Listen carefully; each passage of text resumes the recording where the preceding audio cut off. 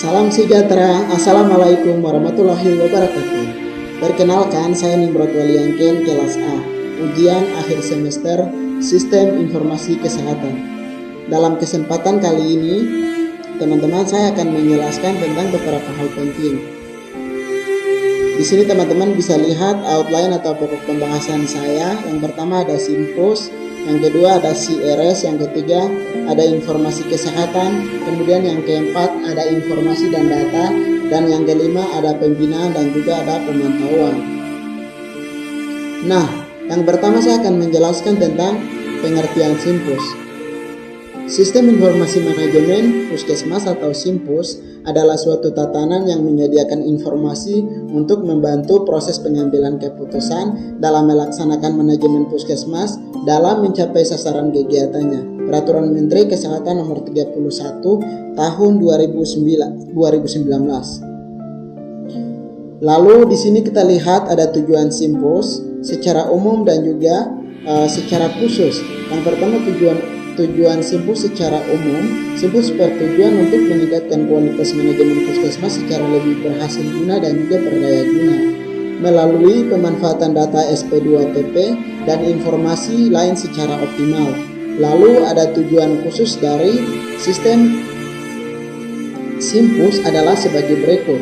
Yang pertama, sebagai dasar penyusunan perencanaan tingkat puskesmas atau PTP, dan yang kedua sebagai dasar penyusunan rencana pelaksanaan kegiatan pokok puskesmas atau lokakarya mini, dan yang ketiga sebagai dasar pemantauan dan evaluasi pelaksanaan kegiatan pokok puskesmas, PWS, dan stratifikasi puskesmas.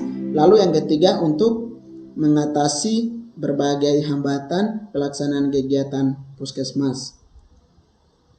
Lalu di sini ada manfaat SIMPUS. Yang pertama, untuk informasi yang diperoleh dapat menunjang proses manajemen di tingkat puskesmas sebagai bahan untuk penyusunan rencana tahunan puskesmas, penyusunan rencana kerja operasional puskesmas, bahan pemantauan, evaluasi, dan juga pembinaan. Manfaat SIMPUS yang kedua adalah membantu Dinas Kesehatan Kabupaten dalam menyusun perencanaan tahunan. Penilaian kinerja puskesmas berdasarkan beban kerja dan pencapaian hasil kegiatan puskesmas sebagai bahan untuk pemantauan dan evaluasi pelaksanaan program di wilayahnya untuk menentukan prioritas masalah, pemecahan, dan tindak lanjutnya. Lalu yang ketiga, manfaat SIMPUS adalah membantu kelancaran perencanaan P1, penggerakan pelaksanaan P2, dan pengawasan, pengendalian, dan juga penilaian P3 pada program-program sebagai bahan masukan untuk diskusi. Lalu teman-teman bisa melihat di sini ada ruang lingkup SIMPUS. Yang pertama ada admin sistem atau manajemen user, kemudian yang kedua ada modul register atau loket, kemudian yang ketiga ada modul pelayanan poli umum, dan yang keempat ada modul pelayanan poli gizi, yang kelima ada modul pelayanan poli kaya, yang keenam ada modul pelayanan unit apotek, dan yang ketujuh ada modul pelayanan unit laboratorium atau radiologi. Ada banyak ruang lingkup, tetapi ini secara garis besar saya sampaikan, dan selain ini pun ada banyak ruang lingkup SIMPUS. Lalu kemudian adapun kelebihan dari SIMPUS sendiri adalah yang pertama untuk mempermudah dan memperlancar pelayanan.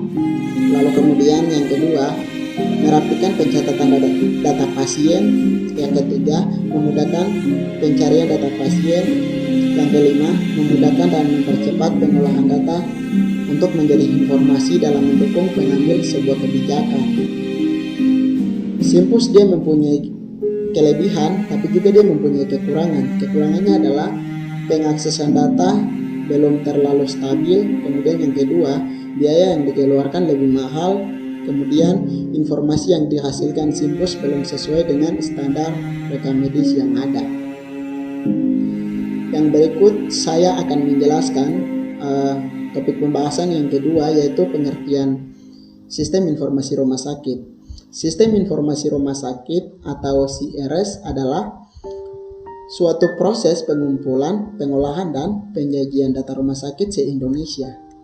Sistem informasi ini mencakup semua rumah sakit umum maupun khusus, baik yang dikelola secara publik maupun privat, sebagaimana diatur dalam Undang-Undang Republik Indonesia Nomor 44 Tahun 2009 tentang rumah sakit.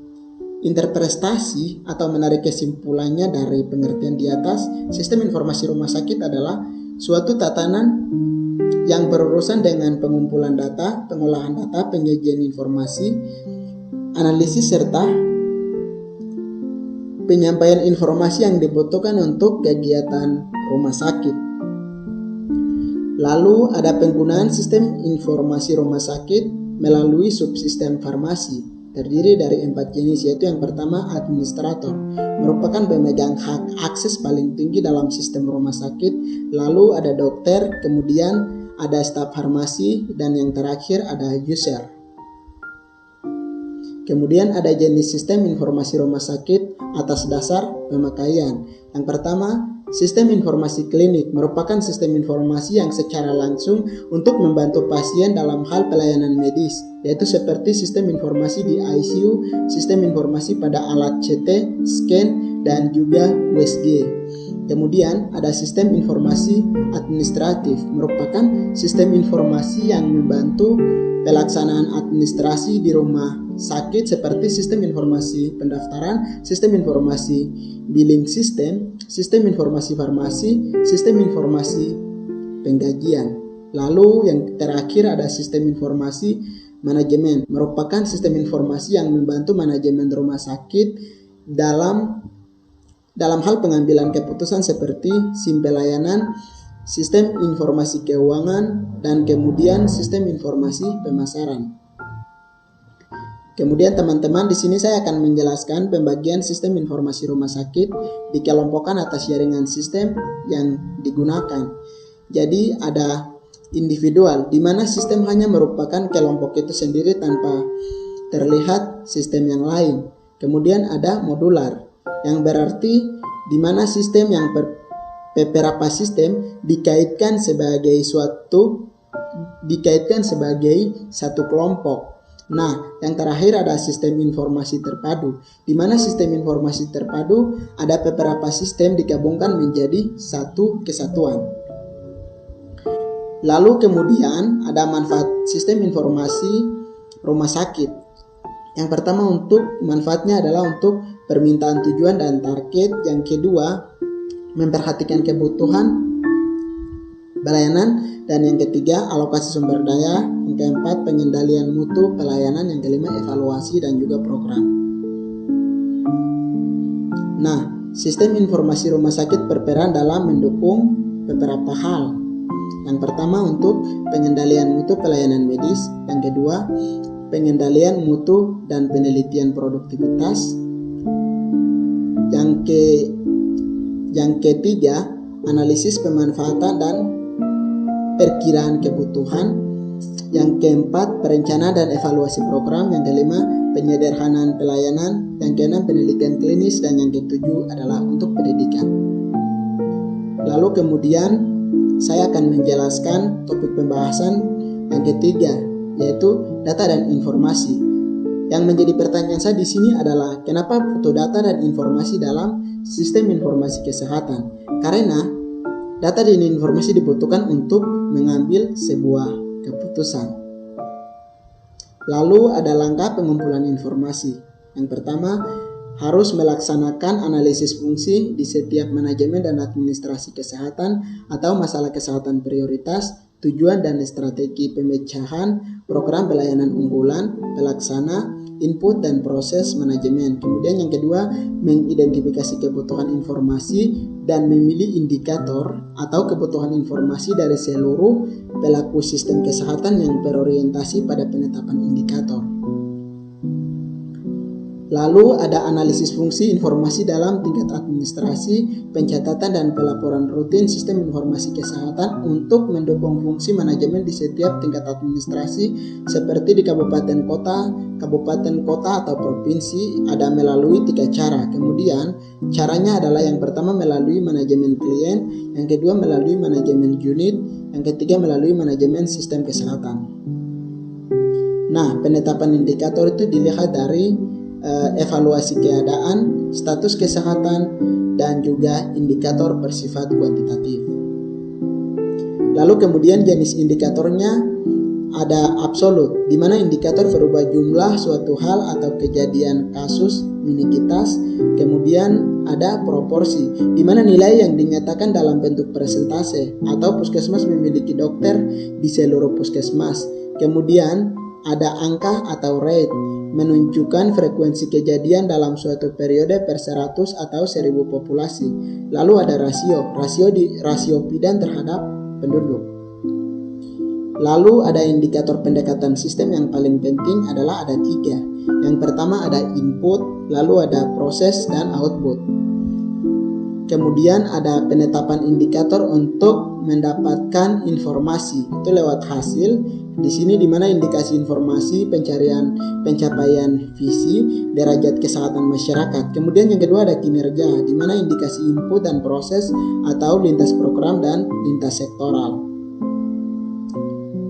Kemudian pokok pembahasan yang keempat ada data dan informasi. Jenis atau sumber data. Yang pertama diperoleh dari fasilitas kesehatan, yang kedua dari masyarakat. Yang diperoleh dari fasilitas kesehatan di mana format pencatatan dan pelaporan data dan SD dan dari kegiatan-kegiatan tertentu. Kemudian dari masyarakat. Data yang diperoleh dari masyarakat itu data evaluasi atau lingkungan sehat, perilaku hidup sehat, keterjangkauan pelayanan kesehatan. Lalu yang berikut ada pengumpulan data. Jadi metode pengumpulan data dilakukan melalui data rutin dan data non-rutin. Data rutin seperti yang kita ketahui melalui rekam medik oleh petugas kesehatan atau kader. Data non-rutin seperti yang kita tahu bahwa melalui survei, sensus, dan juga studi penelitian. Nah, kemudian selain itu pengumpulan data dilakukan melalui standar data atau dataset minimal sistem informasi kesehatan atau keteragaman kode, dikirim dan diintegrasi dengan bank data nasional. Kemudian ada petugas data atau tenaga pengelola SIK, petugas langsung atau petugas khusus. Kemudian proses kerja terintegrasi dengan pencatatan tim pengelolaan sistem informasi kesehatan. Lalu ada kualitas data, melihat dari keakuratan, kelengkapan, dan ketepatan waktu. Lalu ada pengolahan data. Pengolahan data sendiri, keamanan data harus sensitif dan pribadi, baik itu keamanan data fisik maupun sistem. Kemudian ada keamanan data sistem informasi kesehatan.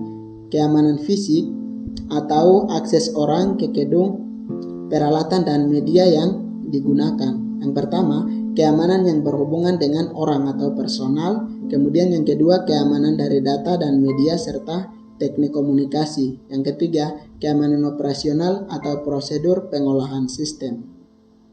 Lalu ada penyajian data. Penyajian data adalah informasi yang disajikan harus sesuai dengan tipe data. Nah, lalu kemudian ada dediminasi. Misalkan di wilayah menetapkan sistem informasi kesehatan manual dalam bentuk buku, dalam bentuk papan informasi. Lalu kemudian di wilayah, contoh kedua adalah wilayah menetapkan sistem informasi kesehatan ditampilkan melalui layar komputer. Pemanfaatannya untuk pelayanan kesehatan dan juga kunjungan TPD perlu atau tidak fogging.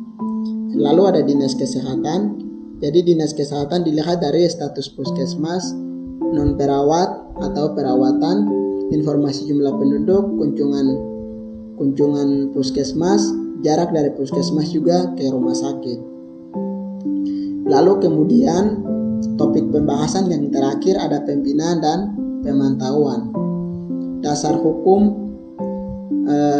Peraturan Pemerintah Nomor 46 Tahun 2014 tentang Sistem Informasi Kesehatan bab 4. Siapa yang melakukan pemantauan, evaluasi, dan pelaporan? Yang melakukan hal ini adalah Menteri di tingkat nasional, kemudian Gubernur di tingkat provinsi, Bupati di tingkat kabupaten, atau wali kota. Pemantauan sendiri, pemantauan data dan informasi kesehatan, evaluasi, dan pelaporan sesuai tupoksi secara menyeluruh dan terpadu. Kemudian ada evaluasi. Evaluasi dilakukan secara berkala terhadap hasil pemantauan dan penyelenggaraan sistem informasi kesehatan secara keseluruhan. Lalu kemudian ada pelaporan. Pelaporan dengan mengirimkan dokumen hasil pemantauan dan evaluasi secara berjenjang dan berkala. Selain itu, pelaporan tingkat fasilitas kesehatan melalui 3 tingkat. Fasilitas kesehatan tingkat pertama, di mana satuan kerja, perangkat daerah, kabupaten atau kota yang menyelenggarakan urusan pemerintah, dan juga fasilitas kesehatan tingkat kedua, di mana satuan kerja, perangkat daerah, provinsi yang menyelenggarakan urusan pemerintah di bidang kesehatan dan memberi izin operasional fasilitas kesehatan. Lalu fasilitas kesehatan di tingkat ketiga kepada unit kerja bidang data dan informasi kesehatan di lingkungan Kemenkes.